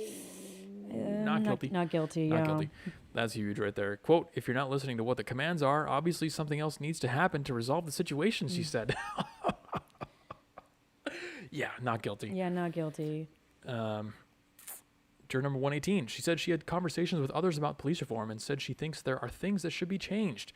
She also described police and their jobs as important and that she is, quote, always looking at every side of things. This one was weird, but I got to add, she's a social worker, a white woman in her 20s, so she's recently college educated, right? Well, she was married in October. Okay, so well, maybe a social worker for 5 years and coordinates with in-home services for people of all health, ages, and mental health diagnoses. I love how they have to add that she got a golden doodle puppy. Like, what I is mean, that? What is that? It's highly relevant. It's super relevant, I guess. I would say guilty on that. I would say guilty too. Just due to the demographics, she's young, college student, just got out, social work. Young white woman that's freshly out of the college system and has all that white guilt. Yeah. Oh yeah. She's definitely gonna put all that white guilt on Derek Chauvin. Last but not least, juror number 131. Come on down. He said he has a healthy respect for police and views Black Lives Matter somewhat favorably, but noted he believes some frustrations contributed to violent unrest in Minneapolis. He also said he understands the professional athletes who kneel during the national anthem are trying to start a dialogue on race, but, quote, I would prefer if someone would express their beliefs in a different manner. He says that he doesn't think that Black Lives Matter was responsible for the riots in the Twin Cities, but the movement was a contributing factor. What? Okay. So on that one, I don't know. He's definitely not pro-kneeling, right? So he's not that far over. Yeah, he's not super far gone to the left. Says he has a healthy respect for police, views Black Lives Matter somewhat favorably. He does call them riots, which he doesn't use the euphemisms. Which but means he's not saying that the Black Lives Matter started the riots. So right. Oh, maybe there's some more details we can pull out of here. He has a Bernese mountain dog puppy. Oh, okay, because that's relevant. What is with all of these, why are they going deep dive into their lives about their dogs? He's a white man in his 20s, is an accountant who's married. He's a sports fan. He says he initially has somewhat negative opinion of Chauvin, saying the duration of the restraint on the Floyd was longer than necessary.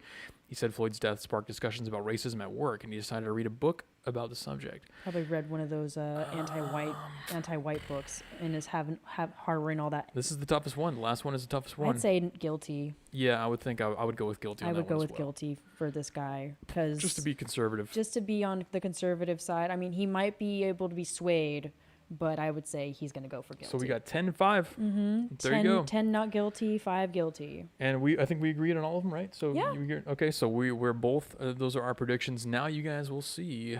Yep. We'll hold on to this. How accurate? Well, 10 and 5, it's pretty easy to remember. But what do you guys think? Do you think our assessment is accurate? What is your general opinion on the jury of the trial? Because I think it looks good. I think it looks really good. Obviously, he's going to get manslaughter. But on the murder charges, which are the ones that count, I don't think he's going to get either. He's not going to. Whoever is prosecuting this case against Derek Chauvin and is trying really. He's going to have to make a really, really, really good case as to why this is second or third degree murder, because I'm just not seeing the intent and the maliciousness behind Derek Chauvin when he was trying to arrest George Floyd. Like, I saw the whole video. No. They tried to calm him down. They tried to they tried to put him in the back of the car. He was saying he couldn't breathe, so they opened up the doors, they pulled him out, and then George Floyd was like, I still can't breathe, can you put me on the ground, and they complied. The only thing that I disagreed with was the knee on the neck thing, but even still, like, with the knee on the neck, George Floyd was saying that he couldn't breathe, and if he really couldn't breathe, he wouldn't be able to say I can't breathe. So we got some good comments in chat. Somebody mentioned that the dog mentioning is because they're trying to humanize the jury, which I would actually agree with. Yeah. I think that's true because they're like, oh, he has a Burmese mountain dog. I have a Burmese mountain dog. Stalking Horse says, what kind of dog does Chauvin have? He has no dog. I should also mention that they removed 2 jurors after the $27 million judgment was made or settlement was given because they got biased or whatever from that decision. So J.C. Steck brings up a great point as well. He says the riots are coming regardless of the verdict. Oh, yeah. We already know that they're coming. It's just a matter of how mad they're going to be. Yeah, prepare Minneapolis for all the riots, BLM, Antifa, and just regular-ass people that just want to get in on the looting. So be prepared. Be prepared. All right, there it is, 10-5. 10-5. Putting the prediction on the table. Chauvin gets off on the murder charges, 10-5. There you have it. And we'll revisit that once the trial finishes. The trial does start. Opening statements on March 29th. Okay. Stay tuned. Let's move on to our next segment, which is going to be a little more relevant to our general topics here. We're going to be talking about the death cult of the left. Okay. I've been waiting to talk about this for a while. I love talking about this because it's so fun. The suicide cult is more accurate because they don't want to kill. Well, they don't want to kill. Okay, so they do want to kill some other people, but it's mostly they want to kill themselves. We're going to start off with a. Let's see, which one do I want to start out with here? Let's start off with the fact. Okay, so the premise of this the suicide cult, is the fact that we are promoting conditions which will lessen our lifespan, which will make us unhealthy and make us more likely to die to things like COVID. Okay, let's start off with an article or some statistics from a survey from the American Psychological Association, which is compromised, by the way. So I don't know how accurate this data is. Yeah, I will say the APA is garbage these days, but definitely garbage. Take this for what you will. Let me actually just get it big. Open it in the new tab here. Get it nice and big so we can read it. Pandemic survey. Slightly more than 6 in 10 U.S. adults report undesired weight change since the start of pandemic. So you guessed it right, folks. We're going to be talking about obesity here. Hell yeah. For this section of the suicide cult topic. Now we've got on the left, average weight loss with some bars and ages. On the right, average weight gain with some bars and ranges. U.S. adults, men, women, Gen Z adults, they've got this broken down between all kinds of different demographic groups. Yeah. But the general trend that you can notice on the right, on the weight gain, the percentages are a lot higher. Yeah. And there's people, apparently 50% of people reported gaining 38 pounds. Whew. 50% of, quote, essential workers, sorry, for that particular group. 50% of essential workers gained 38. That's a lot of weight. I mean, they're so essential that they're just sitting around and gaining weight. 30% of boomers gained 16 pounds on average. Okay, I mean. 52% of Gen Z adults gained 28 pounds on average. Jeez. And let's just go general men and women to make it simple, right? 39% of men report an average weight gain of 37 pounds. Woo-hoo-hoo. 45% of women report an average weight gain of 22 pounds. Jesus. So the point is, those percentages are a lot higher than the people who report losing weight. And this is specifically undesired weight gain. So this wasn't like, they went on a diet, they tried to lose weight. And they gained it. And yeah, so for the people who lost weight, this was undesired, meaning they're probably just anxious. They can't eat. Or they're stress eating. No. The people who lost weight. The people who lost weight. They're just pummeled with anxiety. They can't consume food. Yeah. And then same for the people who gained weight. They're stressed. Stress eating, and eating junk They're food, eating just crappy food. not exercising, not going to the gym. Not going to the gym. Not So- not going outside and getting sunlight and Exactly. taking in scenery. That's right, right. Okay, so now we're starting to paint a little picture here. So in the last year, a lot of people have gained a lot of weight. Yeah, the And fatties are getting fatter. up until just a couple weeks ago, nobody was talking about how obesity affects your outcomes with COVID, which I thought was fascinating because it's probably the number one risk factor that you can actually control when it comes to COVID. And let me pull up the CDC stats here on what exactly happens when you're obese and you have COVID, so we Okay. can understand the consequences, okay? And remember, Fauci's never talked about this. Nobody's ever talked about it. Nobody's ever told you to lose weight. Well, yeah. In the year this thing's been out, nobody's ever said you should probably lose weight. Yeah, you should probably like eat right and go to the gym and go outside and socialize. Nobody said that. Yeah, They stop drinking instead so much they beer. close the gyms and they say wear a mask when you ride your bike, which means you don't want to ride your bike because you can't breathe. They're disincentivizing it. So obesity, race, ethnicity, and COVID-19, straight from the CDC's website. Ladies and gentlemen, obesity is a common, serious, and costly chronic disease. Having obesity puts people at risk for many other serious chronic diseases and increase the risk of serious illness from COVID-19. That's right. You don't say. And then they say everybody has a role to play turning the tide against obesity. No, I don't. I'm doing my role. I go to the gym and I don't, eat Snickers bars every day. Every once in a while, not all the time. Obesity worsens outcomes from COVID-19. Right there. Yeah, Says it plain English. You don't say. Adults with excess weight are at even greater risk during the COVID-19 pandemic. And here's some quick stats for you. Having obesity increases the risk of severe illness from COVID-19. People who are overweight may also be at increased risk. So people who say, "Oh, I'm not obese. I'm not at increased risk." No. CDC says if you're overweight, you're going to be at increased risk. Having obesity may triple the risk of hospitalization due to COVID. 300% increased risk for being obese. Okay. Obesity is linked to impaired immune function. Obesity decreases lung capacity and reserve that can make ventilation more difficult. And a study of COVID-19, this is science, people, you can't deny it, Yep. science, bow before the religion of science, suggests that the risks of hospitalization, intensive care unit admission, invasive medical ventilation, and death are higher with increasing BMI. Yeah, I mean, being obese, you're at risk to having heart disease, diabetes, compromised immune systems. So yeah, why wouldn't you be at risk, a higher chance of like dying from COVID? Healthy at any size, you bigot. What?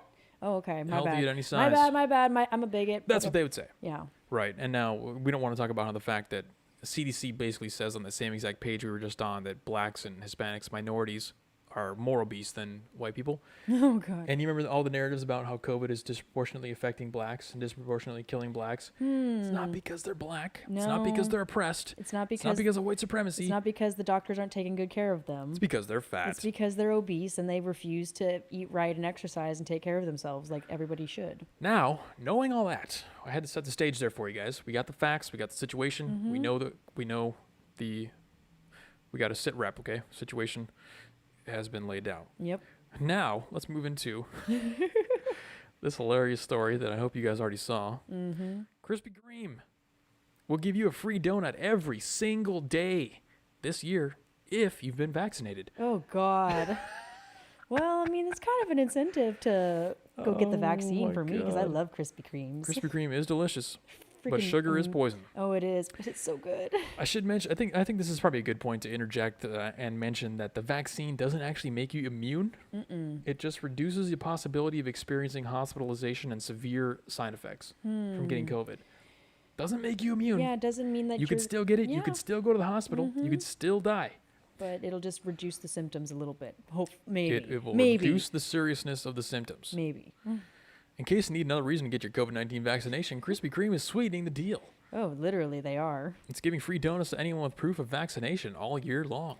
So you can just like get the vaccine and go to Krispy Kreme every day and get a donut. Yep, every single day. Starting Monday, any customer with a valid COVID-19 vaccination card will receive a free original glazed donut. So whoever was asking in chat, I think it was Osis. it's only a glazed. Dang so, it. Yeah, Personally, if it was maple, maybe I would get the vaccination. For Actually, me, if it was the if it was maple, I'd do if it. it was the icing filled ones, that would be Ooh, it for me. Those okay. ones are All like right, those all right. ones are like crack for Everyone's me. got a price. But the For glazed me, are it's good maple. too. They are really good. They melt in your mouth. They're so tasty. The iconic donut shop specifies that any guests who have received at least one of the 2 shots of the Moderna or Pfizer or 1 shot of the Johnson & Johnson vaccine qualify for the promotion. Just show your vaccine card. So I can just go get a fake card and get free Krispy Kremes for a year. How hard would it be to counterfeit that card right there? Oh, so You easy. can do it in 10 minutes. Yeah, so easy to counterfeit that. Yeah. Oh my gosh. They act like that card is like not, you can't counterfeit that. It's not like it's laminated or anything like that. You can just come up with a design yourself and just cut it out real quick. Now remember, you may be thinking, okay, maybe this is just a fluke, Jeremy. You're just, you're getting a little too hyperbolic about the death cult, the suicide cult on this. People don't want to try to kill themselves because they're fat. You're just overblowing this. Let me present to you another argument. Yep. This is what's been circulating on the front of magazine covers. Yep. We talked about that We've few months ago. shown you this one before. There's multiple versions of this cover on the Cosmopolitan, which is one of the most popular women's magazine covers, showing it probably 250, 300. I don't know how tall she is, but let's just 250 pounds. I would say she's at least 250. 250 pound woman on the front of the cover with the big bold letters. It says, "This is healthy." Healthy with an exclamation point, so you know they are excited about it. Suicide cult. Well, In the middle of a pandemic that only kills fat people and people over 85, but you can't change that. You can't affect your age. yeah, and with They're promoting obesity. yeah, and with also the stats that we have now currently about all the weight gain that people have gotten over the last year, we're just gonna do more weight gain by giving them free donuts. Sounds like a great plan. Sounds like more diabetes. Sounds like more heart disease. Sounds like more lung issues. Sounds like more immune system problems. Yeah, let's do it. Free donuts for everybody. Suicide cult. Is Johnson & Johnson mRNA? I don't know. I don't know anything about the vaccines. Not gonna lie. It's not the same methodology as the other ones, no. But it does still operate off of the spike protein factor. It's just a different delivery mechanism, where the other two are delivered through lipase, lipid nanoparticles or something like that. This is a different delivery mechanism, but it's still based on the spike proteins, which is not a traditional vaccine. Traditional vaccine is presenting a dead version of the vaccine into your body to allow it to get immunity. This is not what that is. So even the Johnson & Johnson is not a real vaccine. It's just priming your body to handle the spike proteins and prevent them from entering your cells. Stalking Horse says a Cosmo cover without cleavage? Question mark. No, I mean it is cleavage, but it's just instead of like Not booby the kind. cleavage, it's a tummy cleavage. Yeah, yeah. I like to call it the fupa. Exactly, Holly. Yeah. Princess of pudding. She loves her pudding pops.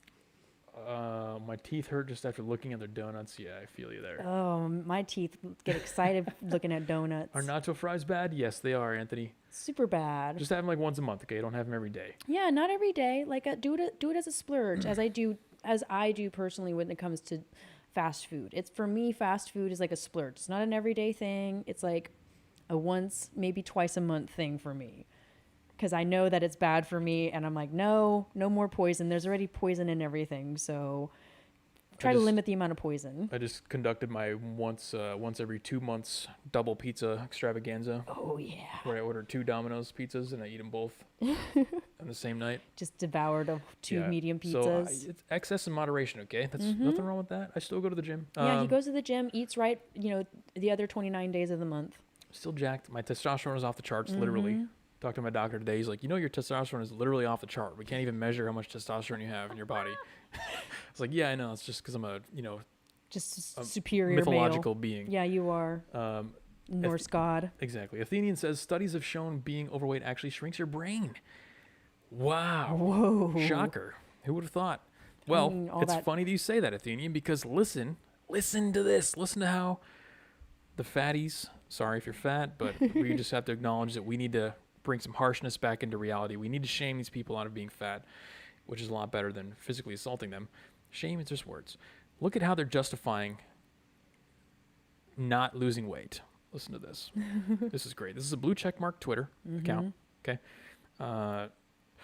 This is the general sentiment on the left. Obesity is trending, which it was trending on Twitter the other day. On the subject of obesity and the amount of people who die allegedly from it. Allegedly. Yeah, allegedly. From it. Allegedly. Allegedly. I think it's important to keep reminding people that a lot of fat people die or become seriously ill because their symptoms of serious illness are ignored by doctors who blame everything on their weight and therefore don't investigate their health properly. Oh my goodness. Are you noticing the pattern of everything that the left does? Yeah. Blaming externalities? Yeah, blaming externalities. They blame doctors. It's not me. It's the doctors. They ignore me because I'm fat. It's like doctors. Well, no, your doctor tries to give you like a rational piece of advice, like, hey, you should lose weight if you don't want to have heart disease and lung problems and, you know, just overall health defects. You should lose weight. That's Speaking of health defects, that's not ignoring you. The post continues on to say cancer, cysts, respiratory, brain tumors, life-threatening gynecological issues, etc., often missed by practitioners who are unable to see past their own fat phobia. Oh my goodness. He's calling doctors fat phobic. Yeah, they're fat. They're not afraid of fat people. They want to help you, but you have to want to help yourself. Oh my God. The doctors are fat phobic. Holy, I mean, that person is definitely having her brain squeezed by the fat Athenian. This is the perfect example. Yeah, she's getting her brain squeezed by something.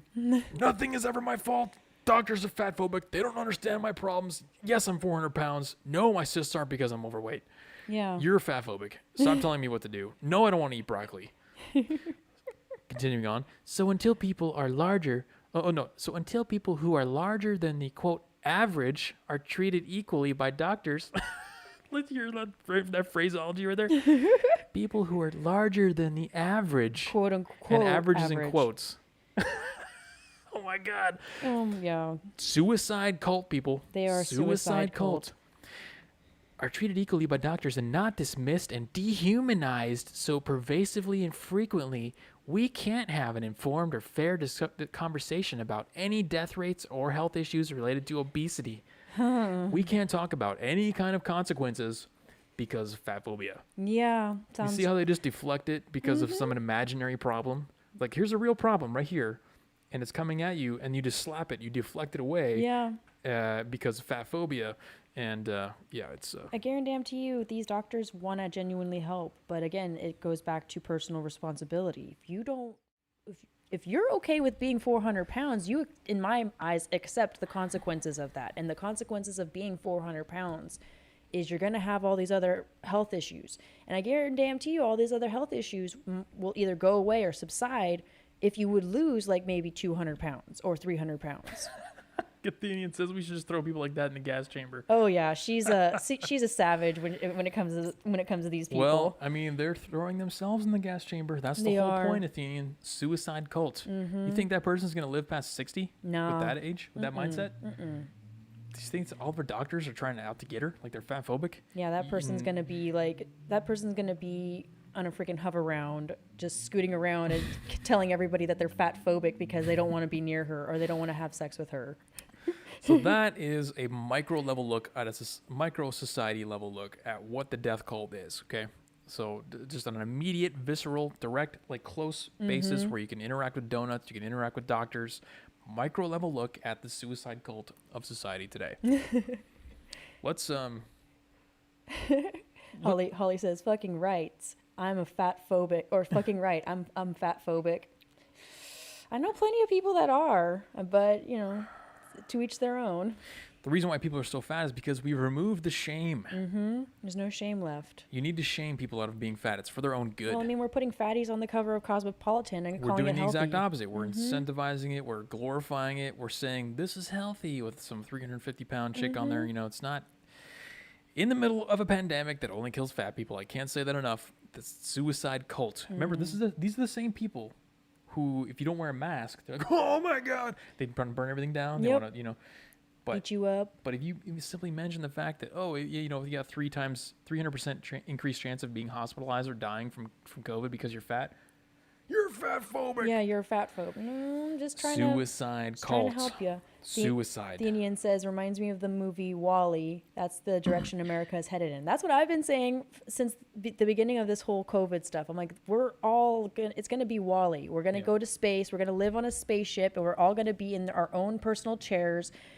And we're not going to go anywhere. We're going to eat the food that's provided to us, even though the food they provide for us is unhealthy.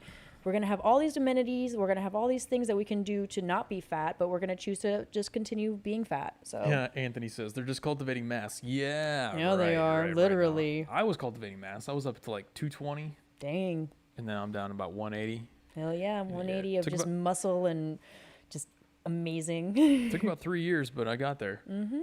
It's not an easy road. Like anybody. Well, that's the problem. Yeah. That's the root of the problem right there. It's not easy. People don't want to do it because it's too hard. Mm-hmm. Their life is too easy. Everything is too easy for them. Yep. They never had to face challenges. They never had to face adversity. So if you want to get into the psychological aspect of why this is happening, the suicide cult is literally a result of people who have lived lives that are too easy.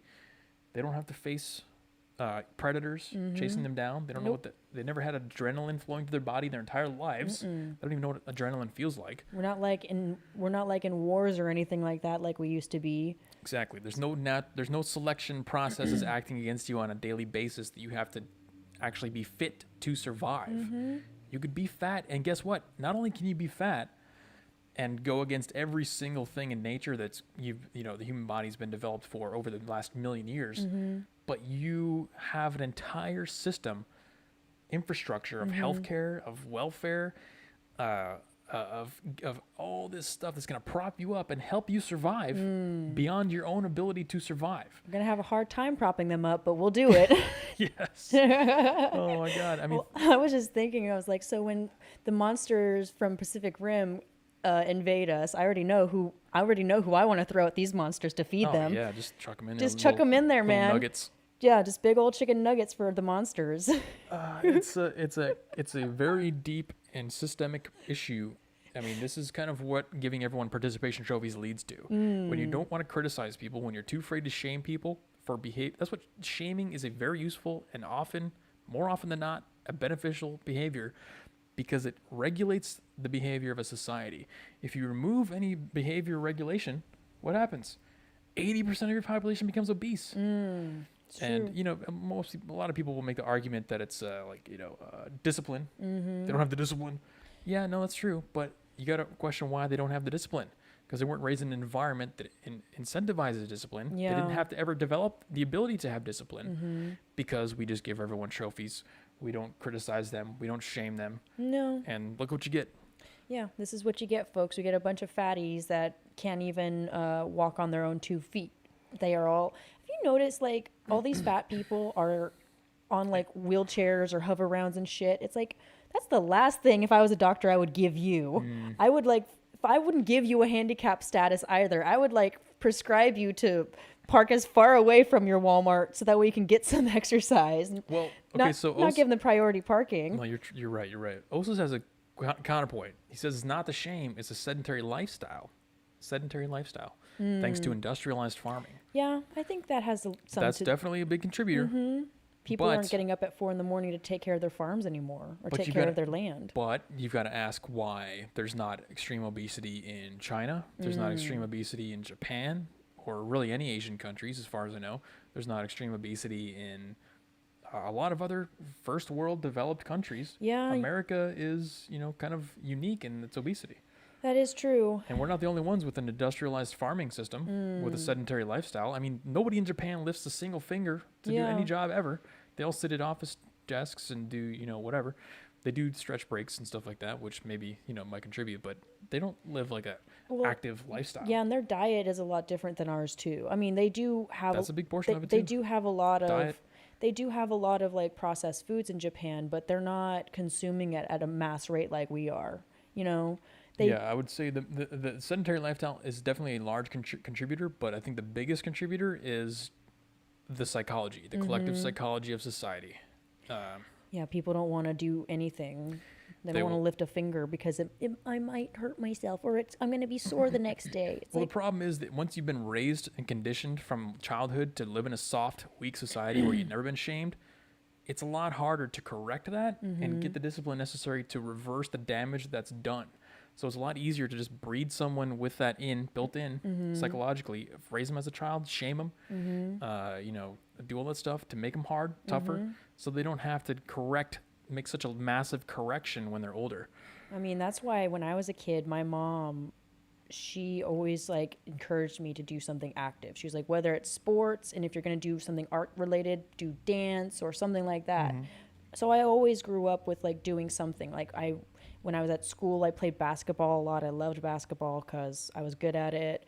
And then once I got to middle school and my school didn't have any sports, that's when I started doing dance. I was still active. I was doing, cardio and stretching and stuff like that. I was still a very active kid.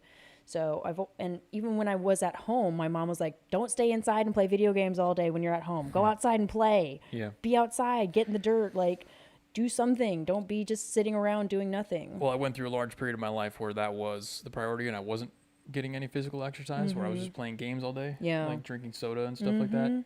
And I got up to like 240 pounds. Yeah. Which isn't that big for, when you're 6'3". But I was still fat. Still had a gut. Had that little extra cushion. And then you just have to make slight adjustments. It's not like you have to be crazy about it. You just make small adjustments, systematic changes over time. Go to the gym. Just deal with it. You do have to accept some level of pain, which is what I say when I'm talking about no pain, no gain. Regaining some harshness, because the softness is more destructive, more damaging than the harshness. Harshness means you get home from a long day of work. You don't want to go to the gym. You just want to pass out. Guess what? Go to the gym. You got to go to the gym anyway. Go to the gym. It'll help you sleep better. Deal with it. You know what I want? I want a wheel of pain from Conan. Have you seen Conan, the movie? Arnold Schwarzenegger? Yes. You know how he becomes Conan? It's because he's on a wheel of pain for like decades or whatever. Yes, yeah. Just pushing a giant wheel. When I get land, I'm going to build a wheel of pain on my limit. Everybody goes on the wheel of pain for an hour a day. Yes, exactly. Push the wheel of pain up a hill for an hour every single day. Everybody takes turns. You're self-motivating. No, motivation is not even a factor, Dari. It's literally just I understand that I need to experience pain. Because part of life. you have to balance out the softness of the rest of my day. I'm sitting around doing absolutely nothing. You need pain to balance that out. And I'm not talking about like just destructive pain where you're just cutting yourself or whatever. I'm talking about, lifting pain. So Holly says pain is weakness leaving the body. Exactly. You have to intentionally put yourself into calculated pain. That's one of the, if I were to prescribe one thing to fix society today that I could just give to everybody, not just kids in school or parents, whatever, that would be it. We need to reintroduce harshness into society. You need to put yourself through calculated amounts of pain. But these people have no even concept of it. You tell that to them and they're like, what are you? You're fatphobic. No, not fatphobic. Just trying to give you guys some wisdom that helps me. That's all. If you don't want to take it, that's fine. But you're going to be a soft loser that's going to get fed to the Pacific Rim Giants. So. All right. You're fat and you have Bud Yoda. Moving on to, let's zoom out. Like way out. Way out? Picture the Earth. Now zoom way out where the Earth gets really small. And then Mars comes into picture. Okay. We're talking about Mars here, folks. Oh, yeah. So why are we talking about Mars? Love Mars. Because we're talking about Elon Musk. And yes, we are still talking about the suicide cult. But now we're talking about the long-term, big picture suicide cult. And Elon Musk got some heat from Bernie Sanders on Twitter. Oh, God. Bernie Sanders says, we are in a moment in American history where two guys, Elon Musk and Jeff Bezos, own more wealth than the bottom 40% of people in this country. Am I doing the fingers right? I got to do like the crunch. He does you just use like one hand and then he'll like switch to the other hand. No, he's like typing on a air typewriter. He's like a boomer trying to type on a computer. That level of greed and inequality is not only immoral, it is unsustainable. So taking shots at Elon Musk and Jeff Bezos. Elon Musk rebuts him, comes back and says, if I can find the tweet here. I think it was up. I'm accumulating resources to help make life multiplanetary and extend the light of consciousness to the stars. Boom. Suck it, Bernie. Mic drop. Well, yeah, Bernie's just so fixated on turning everybody socialist and staying on this rock, whereas Elon Musk is like, look, I'm gathering everything up to get us off this rock so that we can actually expand our horizons and see other things other than the depravity that we are forced to sustain on this freaking planet. The story is in the replies, because the story is going to tell you the mindset of everyone on the left, the mindset of these people who hate the rich, the mindset of guys like Bernie Sanders. It'll give you a little insight into their psychology. Let's go through some of those responses. Okay. This guy says, you could also help and end child hunger in the United States, maybe even in all of North America, and not even have to think about stopping or decreasing funding of any of yours other projects. Shut up, Brizzo. This guy says, BS, you are acquiring wealth as a sturdy symbol. Billionaires shouldn't exist while people are in poverty. Oh gosh, shut up. Bernie is just jealous. Okay, that's actually positive. Let's see here. Pretty much 80% of these are the same narrative, which you're going to find out is very consistent here. This guy says, yeah, but you could also lift people out of poverty. It's a matter of priority. Why should one person decide the allocation of funds when wealth becomes extremely concentrated? Demonizing you shouldn't be the goal. Rather, informing people they should get a say in the wealth. They should get a say. He worked his ass off for his entire life. Right? You never even met him. You should be able to tell him how to spend his money. Right? That makes total sense. Yeah, no. How about instead of dictating what these guys are supposed to do with their money, how about you go get your piece of the pie? Like, that's always been my philosophy. This guy says, what a joke, as if being interplanetary will do anything for the suffering here on Earth. You noticing the trend here? Oh my noticing goodness. the trend? Yeah. Maybe after decades, the tech will improve living standards for poorest people, but that's decades away at this rate. Just write all of today's people off and live off the spoils. Okay, you're entitled to your opinion. It's a stupid opinion, but cool. Like, freedom of speech is for even stupid people, so go ahead. What a effing joke. Yeah, because multiplanetary life is definitely going to be open to everyone, isn't it? I mean, it could be if you put your mind to it. If you get your piece of the pie and want to actually do it, you can totally do it. That's the planet we live on is an unmitigated hell for many due to unequal resources, climate change, violence, racism, misogyny, etc. She just had to throw all the dog whistles. Every buzzword. Why not use some of the wealth you've hoarded to do something about that before pursuing these privileged white male science fiction fantasies? Oh yeah, she had all the buzzwords. He's totally hoarding his wealth by investing in companies that are trying to help us. Yeah, and that's then, hoarding. I mean, guys, I'm not even like skipping. Giving jobs to people. Wow, that's hoarding. I'm not even really skipping tweets. I'm literally just going sequentially down. It's not like, I have to search for tweets like this. They are almost all like this. Here's two more, and then we'll continue on with the narrative here. You're a great example of how leaving all that money in private hands will just lead it to being wasted on unrealistic vanity projects while we have real issues that can be easily fixed with those resources.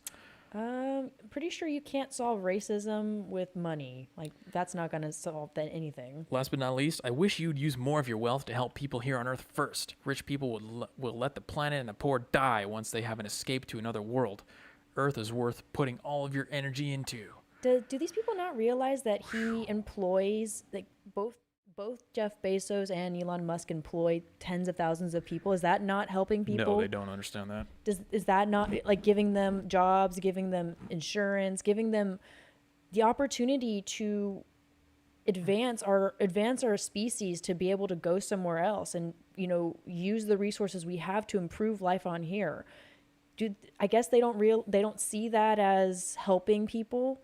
Just because Elon Musk isn't investing towards Black Lives Matter and isn't giving reparations to black people because he's white. Like, these people are so delusional. You're right, Jeremy. They are like self-suiciding. The reason this is suicide cult, and stick with me here, but okay, we are going to get a little white male, privileged, cis male, scientific fantasy on this a little bit, okay? But This is reality. Again, harshness. We need to understand the harshness of reality. Earth has already gone through at least 3 major great extinctions. Yes. Earth has already been completely covered in molten lava multiple times. Okay, look up the Siberian lava traps. Yeah. If you don't know about that, you should know about that. We've been hit by asteroids. We've had pandemics. We've had floods. We've had, you name it, earthquakes, all manner. And the people, especially the people who are religious, they'll agree with me because they're like, oh yeah, any day now God's going to earthquake and it's all over. They want it to happen. Great basically. flood. Yeah, no, seriously. But just purely scientifically speaking, eventually it will get to a point to where we have all our eggs in one basket, and that's going to end humanity if we have all of our eggs in this basket. Yeah. This is the long-term, big-picture version of suicide cult. These are the same people who were in England or London or Britain or whatever it was when the Pilgrims and Columbus or whoever it was. Columbus wasn't in England, I know that, but I'm just saying in general. People who explored on boats, who spent resources on these frivolous white male fantasies of finding new lands, of exploring, of expanding. Imagine if we had this mindset throughout all of history, where any resources spent on anything at all aside from helping the poor, no scientific advancement, no exploration, no advancement at all. Everybody just stays where they are and helps the people that they are around. Yeah, we'd all just still be crapping in holes and caves and living off of subsistence. Maybe subsistence farming, but if you develop the technology to farm a plant, you're wasting your time because there's poor people over here in the cave. You can't plant a seed because there's hungry people that need that seed to eat. That's the principle of what they're saying. If they don't have any principles, but the consistency that you can see in their statements is that if you waste any money on any kind of scientific advancement, that's money that should be used to rather help the poorest of the poor, the lowest common denominator, the refuse of the world. So, suicide cult people. Holly says, Earth will be just fine. We can't hurt it 65 million years ago. Yes. Yeah. Earth doesn't even care. Yeah, Earth is just doing her business. Earth has been hit by the moon. Is basically half of the Earth. They got hit by another planet or something. We got hit by a planet. And Earth is still here. Lava traps, all that. Great floods. You name it, whatever. Lightning storms, solar lightning storms. Yep. If you listen to Robert Schoch on Joe Rogan podcast, he talks about how at one point, based on what we can see in like the stones and the earth and stuff like that, there's glass in the ground that's created by the lightning striking. Constant lightning storms that would have just vaporized any living societies because the solar storms were so great that they just turned everything into like dust, basically. Burned everything down. So we got all that coming our way. It's only a matter of time, people. If you understand the concept of the great filters and the Fermi paradox, you should look into that. It's very fascinating, but the great filters basically means that the reason we don't have any other contact with aliens is because the theory is that every civilization gets wiped out at a certain point because they can't pass the great filters. Yes. We're facing a great filter right now in the psychology aspect of society, but there are great filters coming that are physical that if we're not advanced enough at that point in time to survive, it's all over. Yeah. That's it.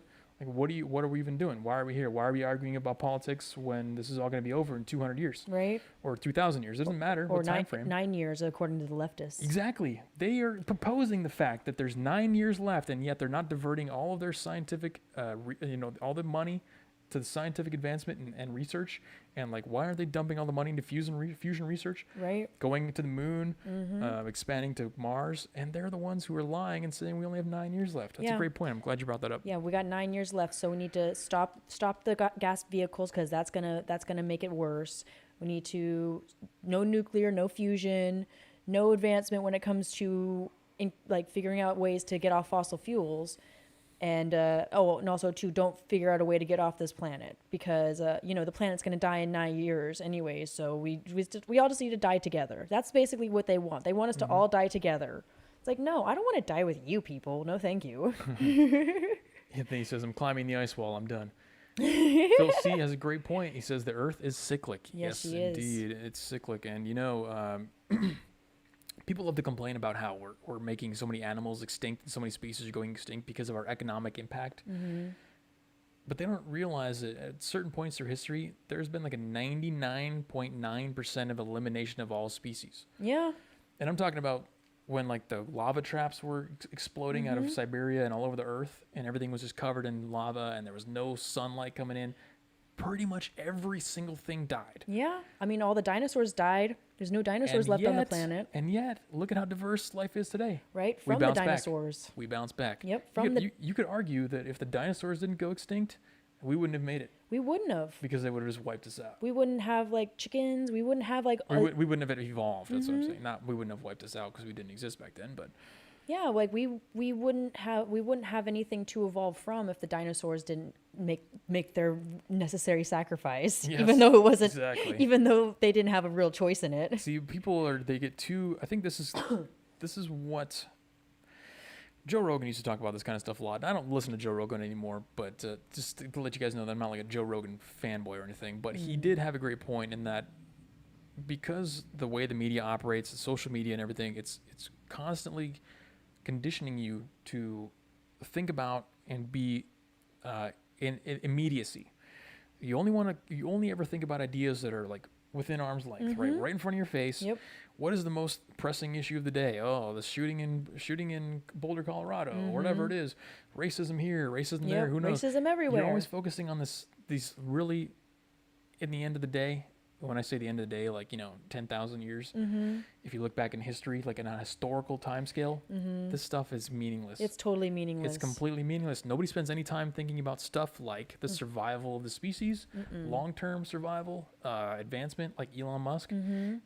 And that's what we really should be thinking about a lot more. Well, I mean, I also think because our sun is technically a star, and eventually stars die. Technically. I mean, it is. Yeah.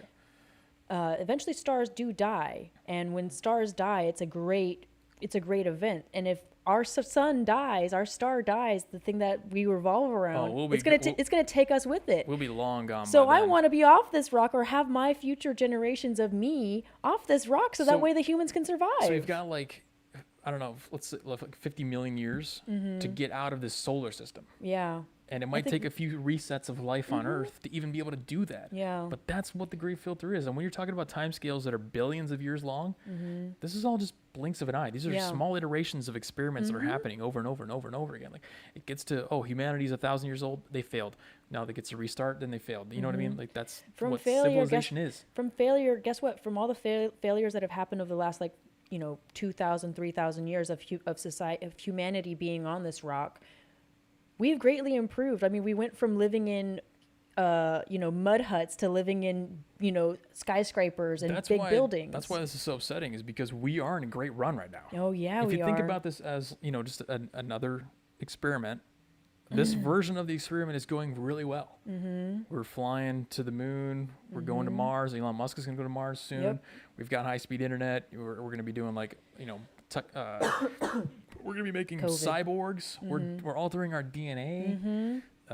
We got a lot of stuff going for us, but it's all being ruined by mind virus.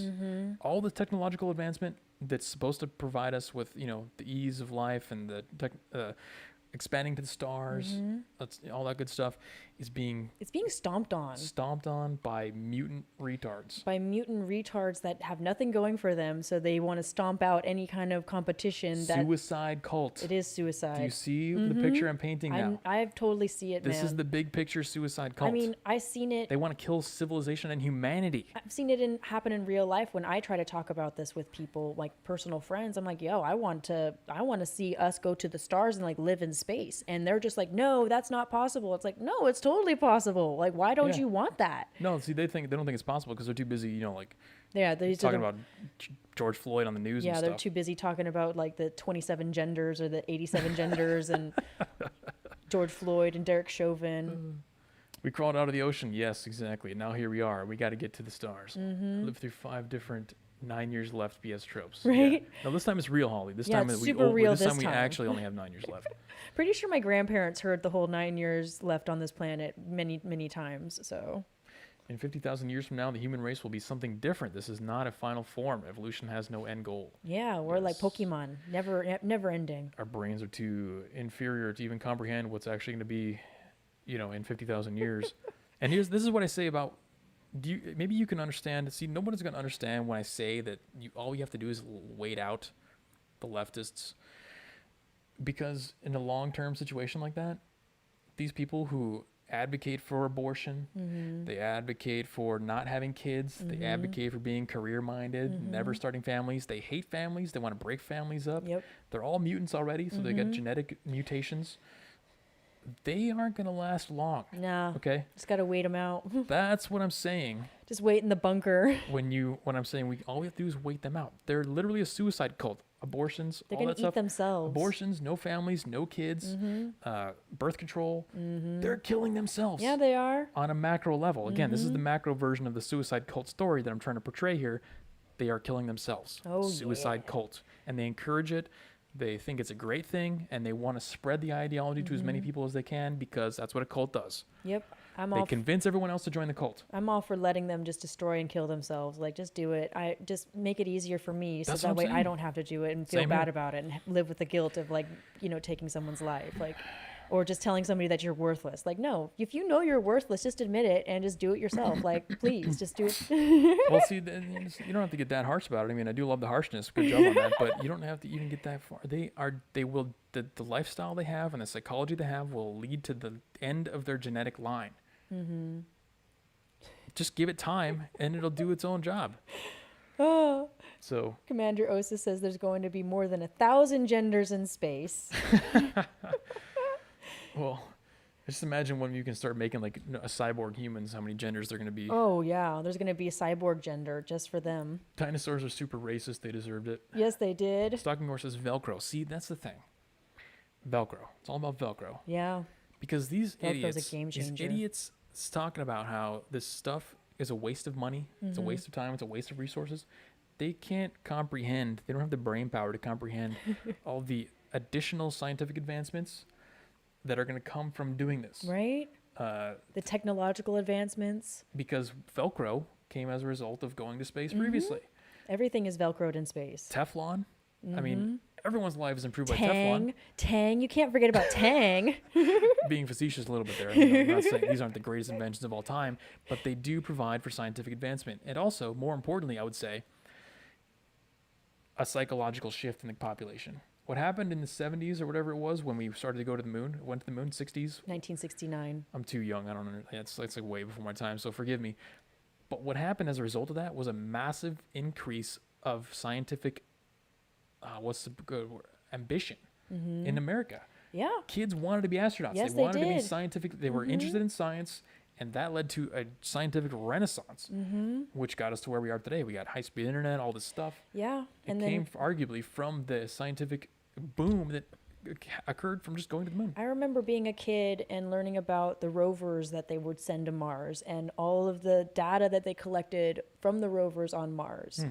And they learned, like, oh my God, there was actually water at one point on Mars, and Mars is actually might be livable. Yeah, do you remember when I was excited about that. I was like, yes, Mars. I've always wanted. Total Recall is one of my favorite movies. Yes, exactly. I want to get the air sucked out of me. And, yeah, exactly. I want to have my eyes bulge out of my face. Well, now we're talking about scientists are saying that there's probably a lot of water underneath the surface of Mars. So just look at how far we've come. The point is, there are a lot of external side effects that are positive for society at large that come from stuff like this that these people can't comprehend. All they see is directly what's right in front of them. They look outside the window like I am right now, and I can see the poor person out there. And I'm thinking, why doesn't Elon Musk just snap his fingers and solve all that guy's problems? Why doesn't Elon Musk just go buy that poor person a house? Exactly. He should just, like, all the homeless people that are living in front of the state buildings over here, like 2 blocks away from you, he needs to just go buy all of them houses, and that'll solve all the problems. If every poor person had a house, then, all society's problems would be solved. So there you go. You think that was a good representation of my point that they are a suicide cult? They are definitely a suicide on the cult. micro level scale and the macro level scale. They're just suicidal on both scales. Like, that's kind of sad. Like, very sad. No, it is, and that's exactly what I mean when I say they're mutants. Because when you're mutated with a maladaptive, not only physical form but ideologies, that's what happens. You go on a suicide cult path. Suicide bomber. It's almost as if they understand that nature doesn't want them to live. I mean, why else would you encourage people to not have kids? Right. Why else would you encourage people to get abortions and to be on birth control and to, like, do all this stuff? Or, even worse, like, from the man's side, why would you encourage men to have, like, multiple baby mamas and not be able to take care of any of them? And that's equally as bad. Raising kids without parents, they're just that's a dead end, basically. Yeah, you're raising and your not children. Every time, but I'm saying generalizing. Just having, like, not being in your children's life and, like, promoting, like, promiscuity and men not taking responsibility for their children. Suicide cult. Definitely suicide So cult. now because you're hopefully- raising your children to have that mindset as well. Hopefully you can see now some behaviors when you look at the news, when you hear stories, when you see trends, you look at society at large, you can see the suicide cult now, because that's what it is. I mean, from everything as simple as encouraging obesity, which is just easy. I mean, that's low-hanging fruit. Anyone can see that. And suicide cult, right? But the bigger picture stuff too, like this Elon Musk narrative, hating the rich people, hating people who want to do scientific advancement, discouraging scientific advancement because of why? Because of the morally superior explanation of spending your money on the poor people. Yeah. Remember, they have moral superiority, which is why they think they're right. Well, I mean, even a poor person can lift themselves out of poverty with just a good idea and a good mindset and a, opportunity. And they just don't believe that. I think it's really, really kind of, it is suicide. It's a suicide mentality. It's really. Well, picture back to that documentary you watched about the black family who were those three black girls, remember? And they were perfectly fine. They were going along in life great. They thought they could do whatever they wanted to. And then what happened? Go to a Black Lives Matter rally.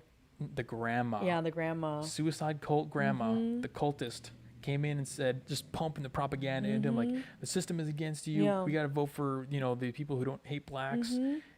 The suicide cult got a hold of him. That's where it comes in. Holly says, sterilizing kids, that'll never have kids do to gender reassignment. Another great example. Yeah, We're literally sterilizing children now. Yep. I don't know how much more of a pertinent example you need. Encouraging it and clapping for sterilizing our children. Suicide cult. Do you see it now? Do you see the suicide cult? If you don't, you're blind. Yeah, I mean. I think everyone here does, because you guys are smart. Yeah, people in this chat are very, very smart and very, very aware of what's going on. That's why we love all of you. They would sell the houses and get more meth. Not false, Starry, not false. Or just let the house fall and just fall into shambles and then blame it on racism. Yep. And or gentrification or something like that. Yeah, gentrification. Yeah. Oh, I love when they pull the gentrification card whenever a neighborhood is up and coming, and they're like, "Oh my God, the shitty neighborhood is now becoming nice. It's gentrification." It's like, maybe it's just people wanting to actually like make something of the neighborhood and raise their property value and get some equity going, instead of like just letting it be derelict and disgusting and encouraging their children to throw trash on the ground and just not give a crap about the neighborhoods. Suicide cult. Suicide cult. Now you guys know. If you guys like the stream tonight, give us a like. I know it looks like the viewership was a little lower today. I don't know what happened.